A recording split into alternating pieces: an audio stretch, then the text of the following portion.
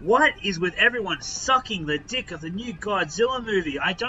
Nothing against anyone who's a Godzilla fan, but fucking hell. They had 5 years to work on this film, and I do not understand why the characters are robots. I don't understand why the story is ludicrous. And I'm just gonna cut right to the chase. The first movie was better, and by the first movie I mean like, what, the 23rd Godzilla movie, but for the sake of this movie being a sequel to the last movie, I'm gonna call it the first movie. 2014 Godzilla, I just thought it was better. Learn how to light your CGI, you hack! Yes, I did watch King of the Monsters. I saw this film and I said to myself, okay, yeah, the parts with the monsters were cool. Unfortunately, that's only 25% of the film, and the other 75% of it is based on really bad, stupid human storytelling with really bad, stupid human motivations. My very first impression walking out of King of the Monsters was disappointment. Not outright disappointment in the sense of it being a bad movie, but more a sense of being underwhelmed. This is Mike Doherty has got some balls. That guy's got some balls. He said, fuck the general audience. I'm going to give it to the fans, and if it doesn't make sense to the general audience, oh well.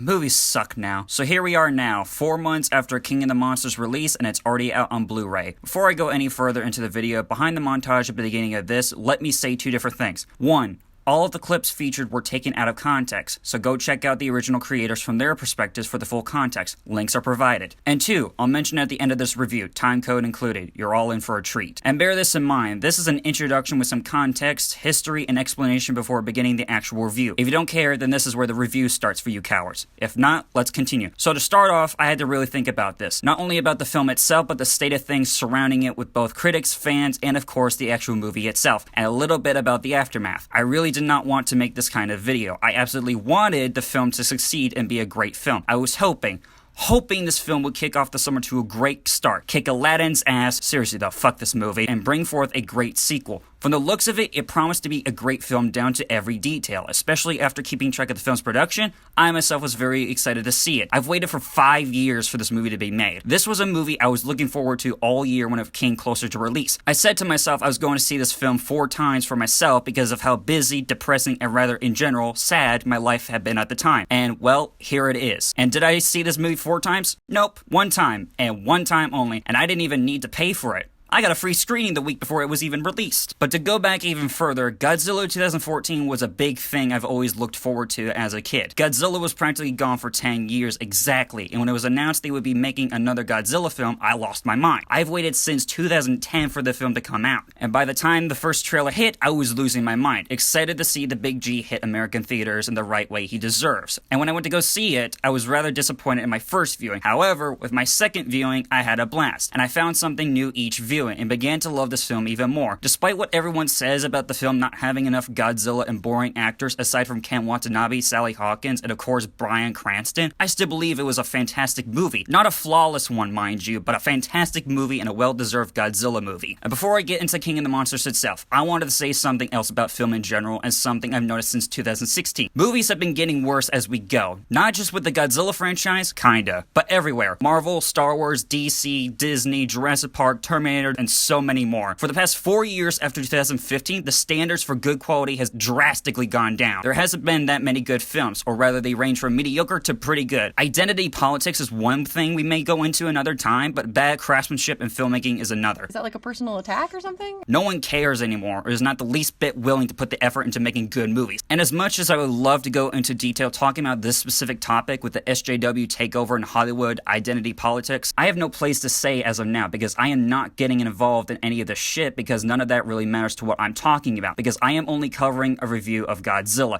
And from what I can see, Godzilla is one of the many who's stayed away from identity politics and other bullshit. I can go into much greater detail about my experience as a moviegoer and how the film industry is not at all getting better, but for now, we're talking about Godzilla King of the Monsters. And by all means as we go along, feel free to point out any mistakes I make in this review and so on. This will better improve my writing and my craft when I continue these kinds of videos in terms of critique, review, and so forth in the future. here. Now then, how does this hold up as a movie? And how does it hold up as a Godzilla film? Well, I can surely tell you that as a Godzilla movie, it is the best. It has the best of monster fighting, references any one of us G fans will love, and it is an enjoyable movie at the very least. It is a beautiful film to say, and often at times it left an impression of some memorable moments when it came to the monsters and the action scenes. The monsters are no doubt treated as characters, just like what the director Michael Dougherty promised. The monsters are indeed characters. Keep that comment in mind when I talk about Michael Dougherty at the end of this review. They have respect for their presence on screen. They are given justice when it came to the final battles. Their designs are spot on. Ghidorah has separate individual thinking heads. Rodan's a savage. Mothra has beautiful presence, and they were all very entertaining to watch. And the world building relating to the monsters was actually a great concept. However, a concept can only get you so far. The execution to the build up of these monsters was rather disappointing, and this is where the film begins to crash and burn, sadly. By concept, this film is amazing, but when it came to the execution and the final product, we are left with an average B movie. Godzilla King of the Monsters is sadly a terrible movie in every way, shape, and form. But before I go into more detail,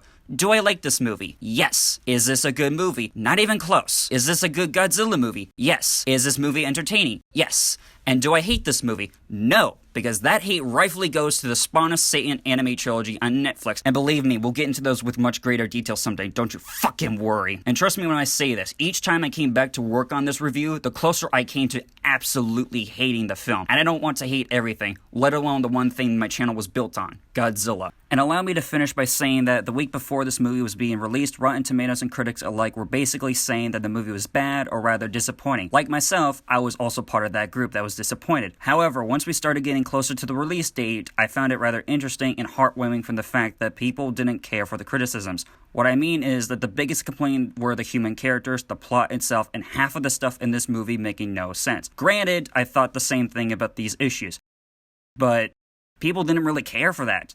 And I can see why. Godzilla has had a history with its human characters not being memorable, or they were poorly written, developed improperly, and so on. For the most part, anyway. Because here's another factor to this argument. There are so many Godzilla films that actually do put forth competent, worthy, and memorable characters. So to put it to rest, the argument of saying humans don't matter and you're only going to see Godzilla is not an excuse. Yes, that argument is partially true for most audiences. This argument is going to continue throughout this review as much as I will pick apart this movie. But now let me bring forth another argument that is very important and one that I almost missed while writing this intro. Just because you go to a movie for one reason, it is not an excuse to be lazy or to completely forget about what is the most important thing about a movie: the characters, the writing, and the story that's being presented. Let me give you 3 examples: Jurassic Park, Pacific Rim, and of course these 2 Godzilla movies. Jurassic Park had memorable characters, good writing, and a competent story, and when the dinosaurs were there, you felt something for the characters to survive, build up, and pay off. Now compare it to Jurassic World. Fallen Kingdom. It's a blast with endless dinosaurs, characters that are just there with no dimension and motivations that are genuinely stupid and nothing else to latch onto. Nothing in that film was given the least bit of care for the story and writing anyway, because none of it makes any sense whatsoever and it's universally hated by anyone that is not a child. Pacific Rim had an interesting story, awesome badass characters, and a stylish spectacle with some effort and genuine passion for the project by Guillermo del Toro. Uprising was just made as a cash grab. It had a dumb story, terrible writing, terrible payoff, a god-awful plot, really bad direction, and decent at best effects. And now Godzilla. The first film had an interesting plot and story, interesting characters, for the most part, really great performances, for the most part, and really awesome monster action, for the most part. Now then, King of the Monsters, we're going to go into much greater detail as much as possible. But do you see a pattern here that I'm putting forth? Great established films that then spawn mediocre to absolute trash sequels. Mind you, I'm not referring to King of the Monsters in this specific scenario as a trash movie, and you'll find out why by the end of this review. But to keep in mind, there is so much wrong with this movie looking back, but my god, this is a bad movie. No matter how much the hardcore Godzilla fan in me wants to deny it, I as a moviegoer cannot. And then again, I didn't know what to expect in all honesty, but for my defense, I will be explaining into much greater detail later on. Now this may seem like a terribly written opening to this review. I can't blame you, it's a fucking mess. But for the sake of argument, I have to go into so much detail by providing examples and references in addition to what I'm talking about in order to defend myself or get my point across. Hence why most of what I'll be talking about may go off a little topic, but is still relevant to the argument. And on a final note about the MonsterVerse itself, to those who complain about Godzilla and King Kong getting a shared cinematic universe, get the fuck over it. Godzilla was one of the most earliest incarnations of a cinematic universe after the first film. Hell, the shared universe can be traced back to the Universal's classic monsters. So no, Marvel did not invent the shared universe idea, and despite every fucking studio trying to copy off of the MCU's success, why is anyone surprised about Godzilla getting one? It makes sense, and at the very least, despite what I am going to be talking about, the MonsterVerse is at the very least taking its time, and some of that does show. For the most part. It took 5 years to make King of the Monsters, about 4 for Skull Island, 4 for Godzilla 2014, and about the same amount of time with the upcoming Godzilla vs. Kong. While every MCU films takes only about less than 2 years and is released almost year-round, and at best have ranged from being very meh to pretty good and nothing else. Don't get me started on Endgame. That movie is bad. What both the MonsterVerse and the MCU share is a sense of being fun. You can have fun with these movies no matter what, despite their imperfections. And as time goes on, both of these franchises, specifically the MonsterVerse and the MCU, have nothing after 2020. Because from that panel alone, I am not excited. And I can guarantee you that no matter how many people want to deny it, a lot of people don't even care about the Marvel movies anymore. Now that finally brings us to our review. So now, here are my thoughts on Godzilla King of the Monsters as both a Godzilla fan and a moviegoer, scene by scene. So the film opens up with a stylish sequence of the studio logos. Very nice. I find that really cool. And then we hear Godzilla roar on a black screen.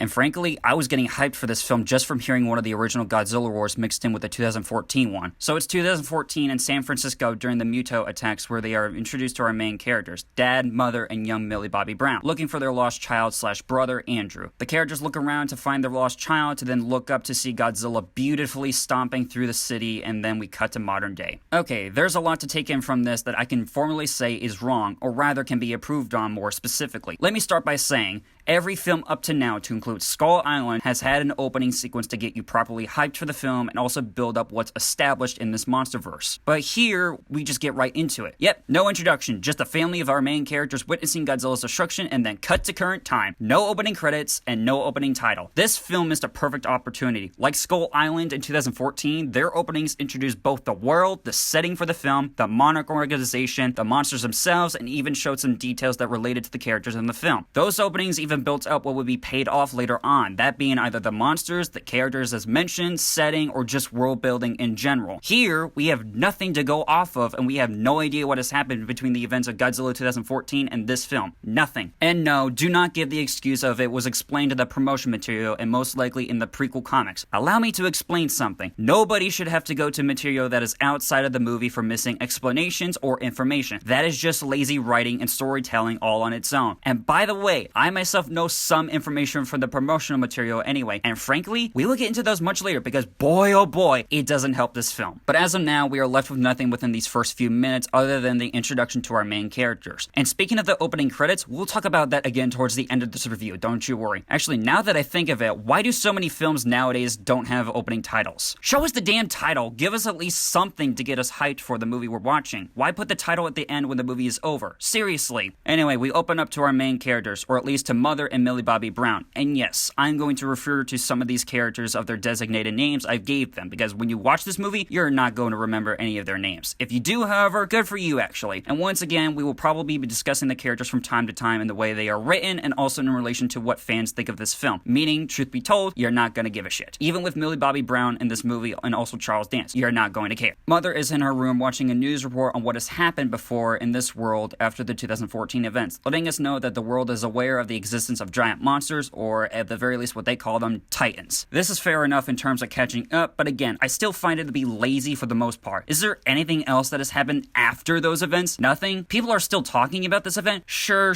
it's not like anyone will forget, because frankly, an entire major city was destroyed. Fair enough. But here's the thing. How the hell does the public know of Monarch? They never knew anything in the past 2 films. The only people to know of their existence is just the military and government of different nations. Also, on a side note, we will be talking more about Monarch as a whole in this universe. But here with this exposition on a fucking TV screen is absolutely lazy. And they're reusing actual footage from the first film. Not from another angle. No, the exact shot from the first film. How the fuck did people in this world get this kind of footage? Did Gareth Edwards leak some notes through the fourth wall or something? Because if not, I'm seeing some absolute laziness with the effects team. And okay, I have to pause the review here. Please note, I may miss some details regarding the film and what I talk about. So keep in mind, again, if I miss anything in terms of information, feel free to let me know know, so I may keep that in mind and correct myself for future critiques or reviews, or maybe even do a correction video. I am not perfect, and I certainly do not know everything, especially when it comes to critiquing, and I am bound to be wrong about key details in this review. Anyway, Millie Bobby Brown is browsing through her email as she receives one from Dad. Dad shows her some photos of wolves and how cool they are, and saying that he misses her. This plays more into Dad's character as we go on, but for now, it's rather a great moment regardless of how small it is. And also executed poorly. Emails in movies aren't exactly lazy and can be done right, but when you have characters writing separate lines or ending their sentences with ... then it doesn't feel right in how an actual conversation would go through an email. Just like in Batman vs. Superman, that moment of exposition was terrible. Not to mention, emails are kinda lazy in the regard when it comes to exposition, but I digress. We get information that the family has been split off, maybe not divorced, but it's never really explained into detail. Which begs the question, and this is just in general for the sake of it, is any of this really relevant? Well, for writing and character development, absolutely, but for this kind of film, not at all really. And in case anyone gets confused of what exactly I'm going on about, I am discussing everything relating to this film, both as a moviegoer who wants to go to movies and a Godzilla fan. That's why some of my points will be the way they are, and my review may become confusing at certain points despite how much I've wrote and already had to rewrite and explain myself, because I am no doubt bound to fuck up something. But for now, in short, what should have been done is taking this bit out of the film completely and reshooting it for something else as filler that feels a little more genuine. Maybe Millie Bobby Brown tries to reach her father, but she fails many times and is heartbroken that she may never see her father again. I don't know. At least something other than a fucking email. Continuing, Mother walks in to talk with her as we get some dialogue between the two. Now, it gets a little cliche, or cringy rather. Take your pick. The writing is a roller coaster in this film. Mother explains how she knows how hard it is. They'll get through this together. I miss Dad, and so forth. I'm paraphrasing, by the way. As much of the dialogue I will be paraphrasing for the sake of this review and also my terrible memory. I was really now under the impression that the characters wouldn't be the best and rather rushed, or say, I don't know, weak? But why should I be surprised? For fuck's sake. Mother also explains how she finally finished a device she's been working on. This will be the device that plays a major MacGuffin throughout the entire film. We'll get more into this later because there's a lot relating to this device. An earthquake happens with a roar as it is revealed they are both at a monarch outpost outside of an ancient temple. Okay. They then go down to the temple as it is revealed that Mothra is about ready to hatch from her egg. Okay. And then our beautiful Mothra is born in her lovely larva form.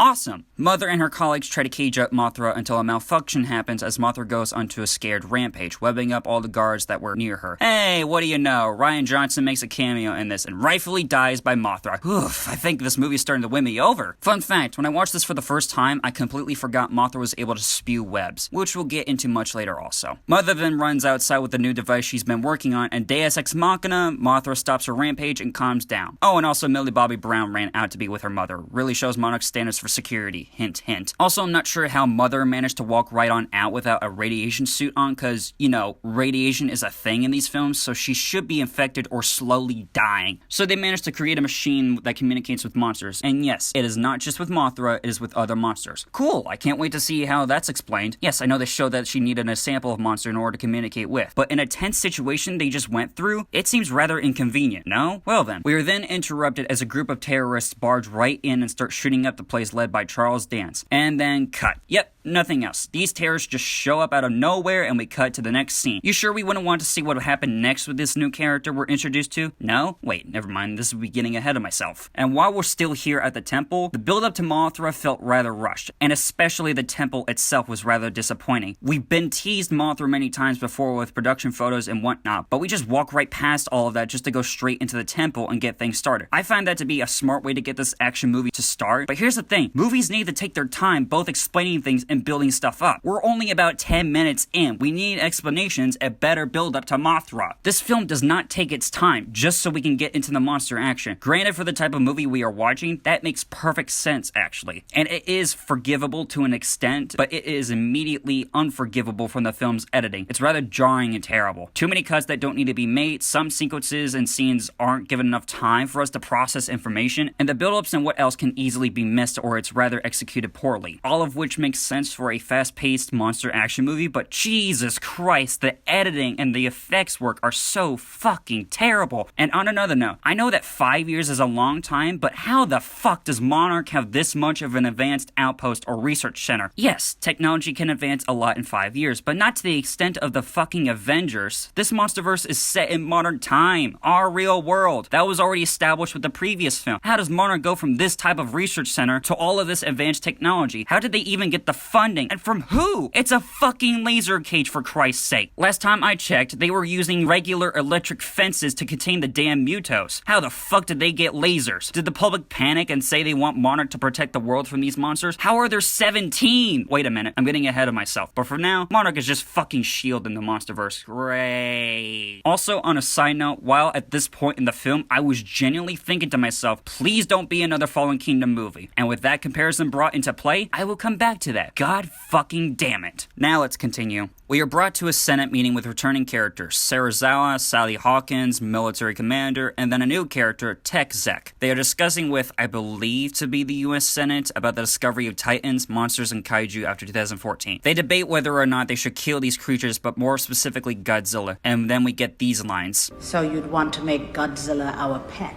No. We will be his. And to my knowledge, this doesn't really play much into the film because as far as I'm concerned, Godzilla didn't interact much with our human characters and didn't really use them per se. I may be wrong on this, but from my interpretation, this line doesn't really have much payoff. Other than the humans following him wherever he goes and they fight alongside him then, I can't pull any moment in time where Godzilla uses the humans as his pets. Again, I may be totally wrong and I'm welcome for people to point me out on this, but the humans can just go fuck all. They also discuss how the Titans are just animals, explaining why they are rising to reclaim the world, giving exposition explaining what caused their awakening with atomic testings, and a whole lot of stuff that is shoved down your throats within the span of 5 minutes. Jesus Christ. They are then notified that one of the outposts guarding Mothra was taken out by a bunch of terrorists. They leave as Tech Zek leaves the senators with stock footage from the 2014 film of the two Mutos meeting each other, but censored for the sake of a joke. And how the fuck did they get this footage at this specific angle? It's literally the same footage from the first film. Maybe Michael Daugherty is making a callback to the Showa era where they used stock footage, but they had budget cuts. You guys clearly don't. Not to mention, the Mutos had EMPs as a weapon. Everything in San Francisco was cut off. How the fuck does footage exist? Also, I'm no expert with politics and whatnot, but I'm pretty sure what they just did is illegal. Even the freaking military guy is looking at them like, guys, what the fuck? Also, are we now referring to the Mutos as a regular species and not massive unidentified terrestrial organisms? Because those things didn't actually have a name in this universe. Hell, you guys had 15 fucking years anyway to give the fuckers an actual name. You've named all other 17 Titans, so why not these guys? And they even name dropped King Kong. And they used the exact same footage in that film. Fucking Christ. So now we cut to Dad in the wild, listening to some wolves as they eat a dead deer. Pretty gruesome, actually, not gonna lie. But here's the thing, as much monster violence we get in this movie, there's no blood. This ain't a kid's movie, clearly. Show some goddamn bloody violence with the monsters. A helicopter lands near him with a Monarch logo on the side as Sarazawa, Tech Zek, and Sally Hawkins walk off to inform him of the news. They give exposition as to what happened and why Dad's family was taken, and also some exposition on Charles Dance's character. They know nothing until later. I had to correct myself here, so this is what I had to say about them finding about Charles Dance and the terrorists. Again, what I say happens a little bit later in the film. So wait, they knew about him this whole time? Why didn't they just kill him when they had the chance many times before? And now I see why we made an abrupt cut from the beginning, so that way we can have exposition given to us through a laptop. Great! Unbelievable. Talking about characters through other characters with information pulled up at the ready on a fucking laptop or screen is fucking lazy. Introducing characters through dialogue is not wrong, but what's wrong here is its execution. This technique has obviously been done before, but there was build-up,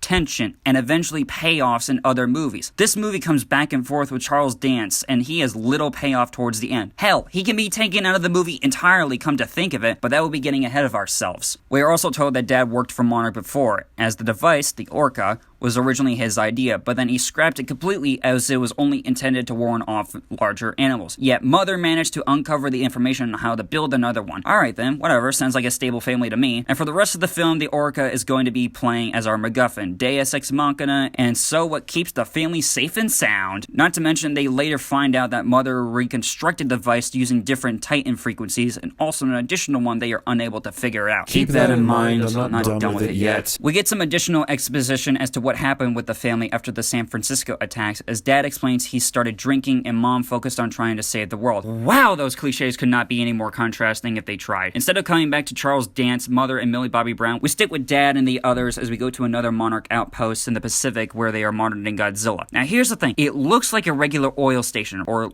some kind of station, But once they land, the entire landing bay turns into an elevator to then reveal this highly elaborate advanced base where they monitor Godzilla. So you really mean to tell me we went from one fucking Monarch station monitoring one Muto for 15 years with modern technology into something like this with only 5 fucking years? Jesus Christ, where's our flying cars? And not only that, but there are 17 of these motherfuckers. And you really mean to tell me that all 17 of these titans, not including King Kong, were discovered within the past 5 years? How the fuck? 5 years? How do you get the funding, the time, energy, and resources to build all these elaborate things on top of discovering different monsters? This movie makes no fucking sense. Oh, just calm down, CGF. It's only a Godzilla movie. Oh yeah, right. That'll calm me down. Thank you very much. What's even worse about this is that all the other outposts are about this advanced and containing the Titans. How? I don't fucking know. The movie doesn't explain. They're just here and expected to be accepted. And, well, I don't. I don't accept any of this. Maybe if the actual film itself wasn't in real time and was set for like another 2 extra years from now, then maybe I can accept it with that amount of time. But no. 5 years for all of this implausible bullshit? This is not the fucking MCU. Fuck. So Dad is then brought down into the base as there's a Muto head put on display. Why, you ask? I don't have a clue. Maybe for fan service or a callback, but even then, I myself as a fan was confused. We get a brief moment of the Monarch organization and they're a bunch of joking, nonsensical, nerdy idiots who crack jokes that are a lot more missed than hits and speak a bunch of quick exposition so we can move right along. We have old guy, Asian woman, commando later, oh shit. Awesome, I totally connect with everyone. They arrive in record time too because Godzilla then arrives as Dad has all the answers to everything, ordering everyone to open the doors as Godzilla arrives glowing. And on a side note, before I go further, before he says this, they all prepare to fire at Godzilla and bunker up. Why? You've already established before that you're debating against killing Godzilla. So why would you bother installing these underwater highly advanced cannons? Sure,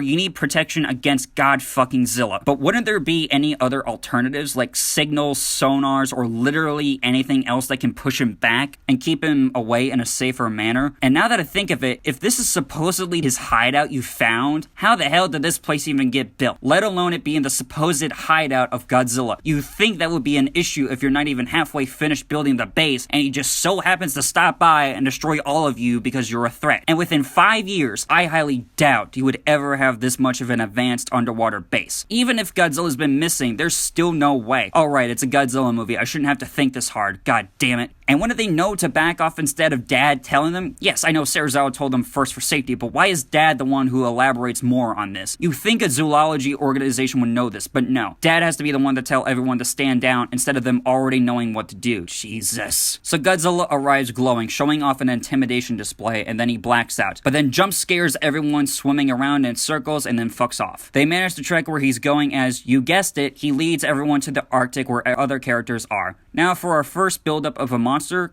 Godzilla's underwhelming. Compared to 2014, he makes himself look like an amateur here. And why hasn't he done something like this when it came to fighting the Mutos? Fuck if I know. Movie never explains his abilities other than intimidation display. Also, I'm fine with the change in his dorsal plate since every Godzilla movie has a tradition of Godzilla's look consistently changing because of the quality of the suit, but also his design is always changing, no matter what. And before anyone says anything about the prequel comic or the other outside material, let me start by saying I don't care. Yes, they're cool. I'll admit, but they are irrelevant to the movie itself. The movie, not the universe that's been set up for continuity and whatever else, the movie. If it's not explained in the movie, then the writing is lacking, and I don't care.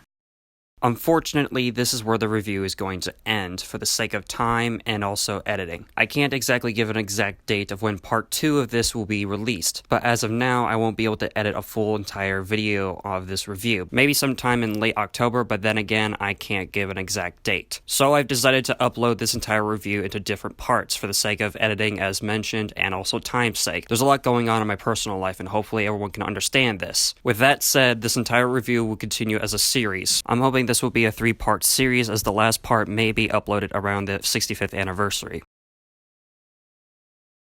What? Ah! Yeah, you butterfingered pink thing! What's in that box anyhow? My wallets. Ah! Dude! SpongeBob! Tickle him! It tickles, but it's worth it!